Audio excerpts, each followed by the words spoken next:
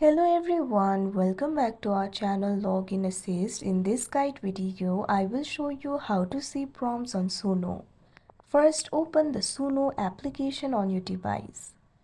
If you want to see the prompts of your own song, tap on the library icon that you can see on the screen. After that, you'll be able to see your songs over here. Tap on the three dots right next to the song of your choice. After that, tap on this option Remix that you can see on the screen. Now tap on the option Advanced. Now over here you'll be able to see all of your lyrics, styles and prompts. Like this you can see the prompts.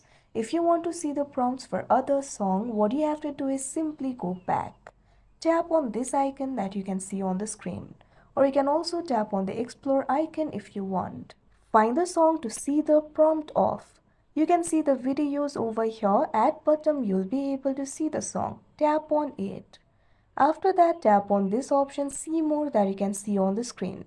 Now you'll be able to see style description and lyrics over here.